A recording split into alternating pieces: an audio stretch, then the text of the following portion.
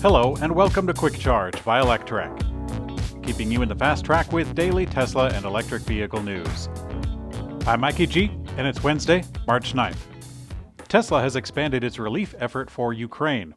The program gives free supercharging to EV owners trying to escape, offered Ukrainian employees 3 months of pay if they have to go back and fight, and is also sending Powerwalls to support the energy needs. This week, the automaker decided to expand the program to all supercharger stations in Poland and Slovakia. Tesla doesn't have any superchargers in Ukraine as of now, but many electric car and Tesla owners in the country could use the stations in neighboring countries to support refugee transportation. In an email to employees, the automaker also thanked the team that helped SpaceX deploy Starlink satellite internet in record time. After 3 months of pay for employees is finished, Tesla says they will reevaluate the needs at that time. Tesla has confirmed that deliveries of Model Y vehicles from Gigafactory Berlin are starting on March 22nd. After walking the fence for months, it seems that the actual, literal, final approval is in sight. Tesla has now confirmed and started sending out the invitations for a ceremonial delivery event in just a couple weeks. Once fully ramped up, the factory is expected to greatly reduce Tesla's need to import cars from the US and China.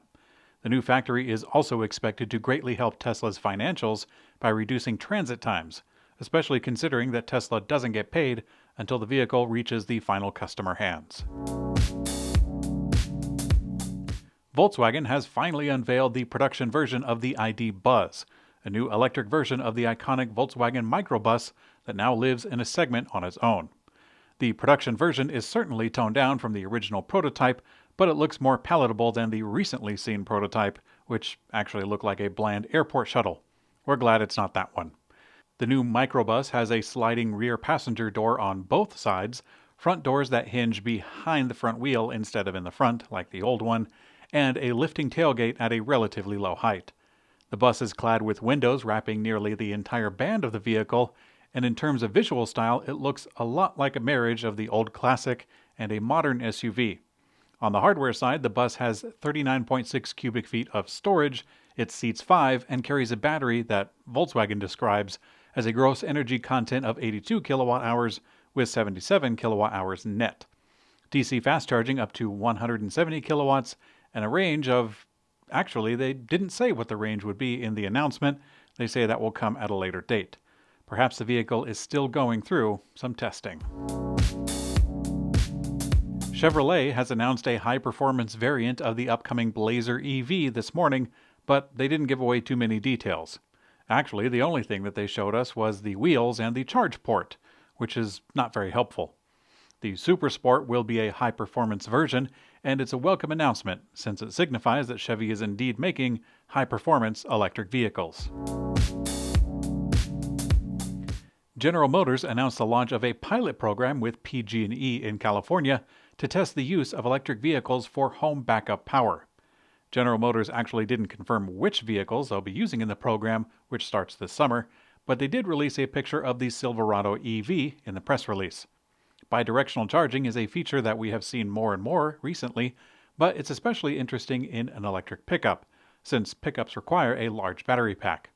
The official statement says that several GM EVs will be used for the program, but the photo does seem like a pretty good indicator of the truck.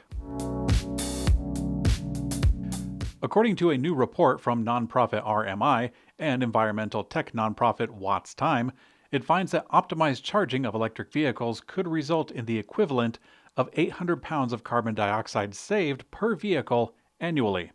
That's the equivalent to avoiding emissions from 900 miles of driving by a typical gas-powered car.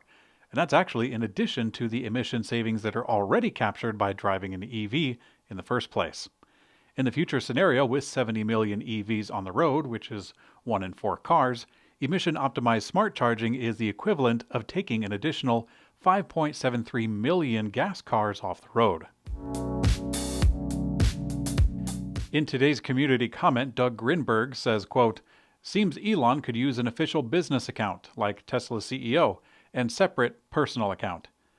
Yeah, Doug, we are in strange times, aren't we? Especially considering Twitter. The means of immediate and mass influence of huge swaths of people are now in the hands of, actually, still a few. At one time, it was the William Randolph Hearsts and the Joseph Pulitzers who pulled the strings of influence and information, and they were among the richest in their time. With technological barriers removing the spread of information, it seems that we willingly follow the mighty, and we hamper our own logic in the sake of removing ourselves from labor of thought and reason. In this so-called information age, it seems that information is also a weapon.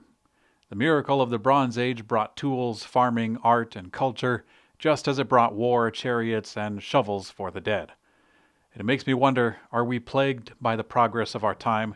Can we ever, as one or even many, withstand the temptation to relinquish our free will, to stand for principles that will endure beyond the curse of our age, or are we forever doomed to be the product of our time?